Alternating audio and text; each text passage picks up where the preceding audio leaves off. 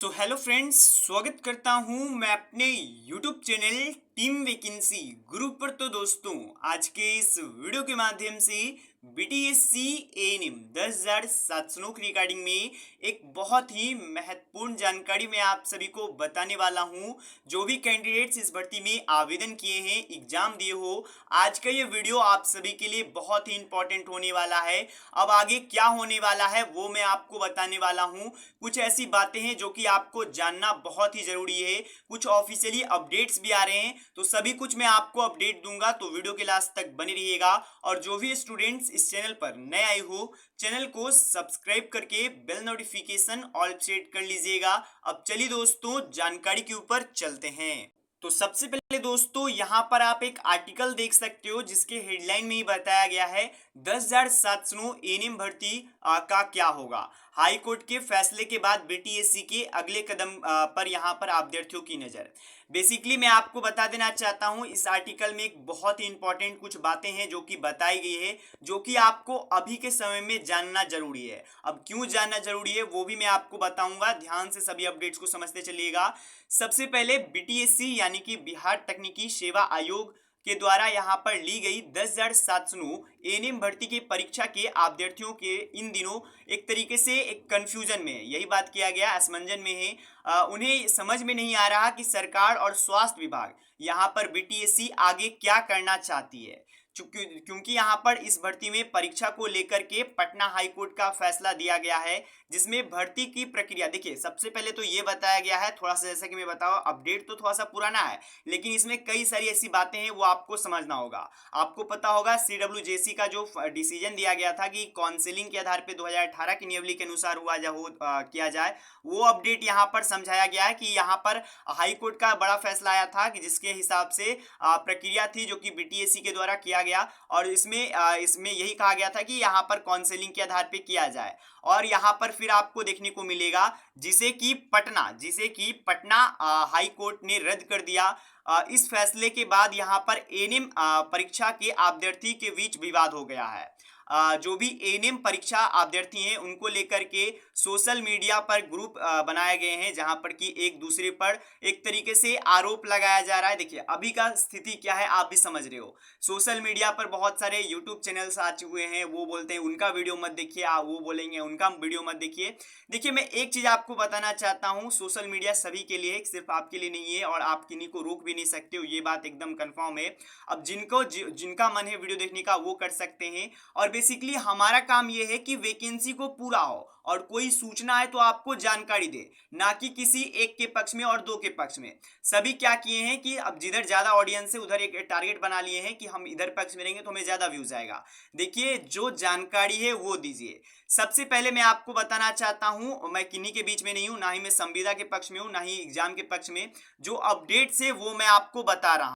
और यहां पर भी अगर आप देखिएगा तो बेसिकली ये बताया गया है कि सोशल मीडिया पर कई सारे ग्रुप्स बन चुके हैं, जिससे कि वो लोग हैं जो कि एक तरीके से दोष रोपण कर रहे हैं, यानी कि उनको दोषी ठहरा रहे हैं, वो उनको दोषी ठहरा रहे हैं, और वो गलत भी है। क्योंकि सभी एएनएम एक है, ये आपको पता होना चाहिए। और बहाली 10,700 का बहुत जरूरी है बिहार में। अगर आपको ध्यान होगा तो परमानेंट वैकेंसी 2015 के बाद पहली बार आई थी 2022 में, और उस बहाली को भी 2 साल हो चुका है, अभी तक एक भी प्रोसेस आप बोल सकते हो बिटवीन में ला करके छोड़ दिया गया है। अब आगे का भी कुछ अपडेट है वो भी मैं आपको समझाऊंगा। अब इसके बाद किया गया है, हाईकोर्ट के आदेश के बाद बीटीएससी ने उन आदेश के आलोक में किसी तरह से नया दिशा निर्देश अपने वेबसाइट पर जारी नहीं किया है। यानी कि जो 2018 का नियमावली बोला गया था कि लागू किया जाए, तो वो लागू नहीं किया बीटीएससी ने। अब उसी समय में बहुत सारे लोग को लगने लगा था कि बीटीएससी कुछ ना कुछ फिराक में है और बीटीएससी कुछ ना कुछ करेगा।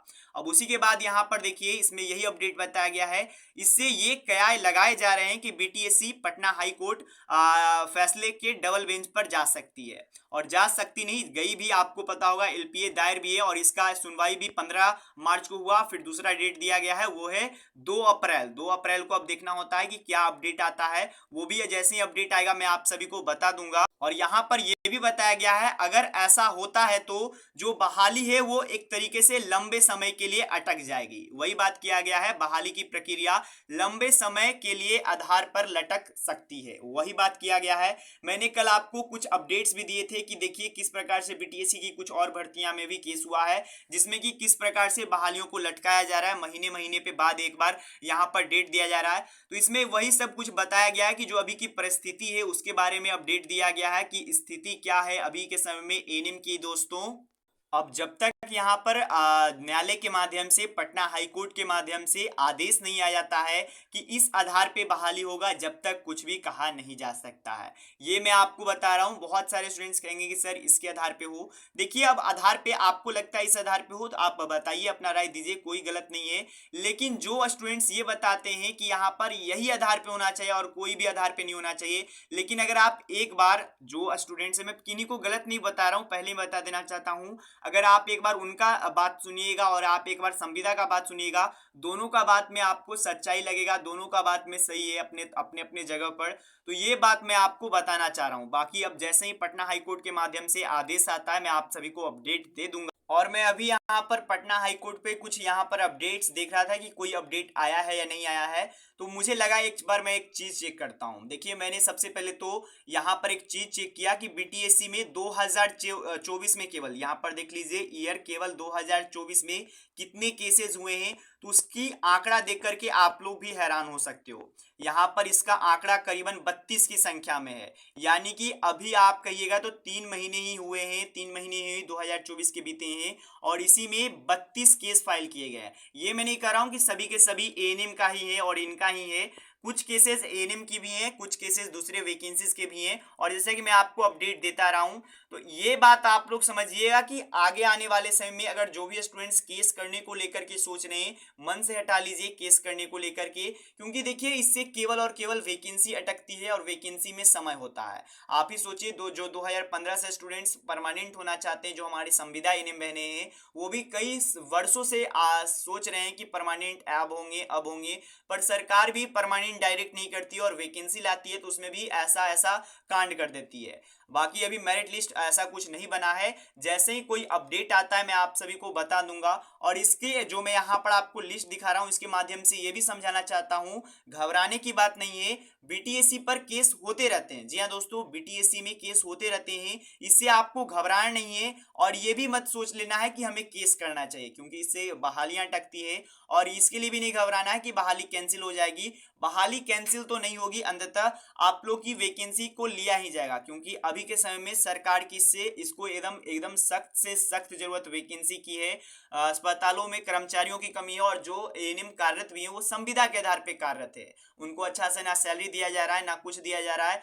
तो इन्हीं सभी बातों को लेकर के मुझे आपको बताना था कि अभी के समय में जो सोशल मीडिया पर हो रहा है वो उसके पक्ष पे बोलते हैं, वो उनके ऊपर बोलते हैं, एक तरीके से कंट्रोवर्सी हो रही है और भी बहुत सारे लोग भी बढ़ चुके हैं। तो ये सभी चीजें ना करें।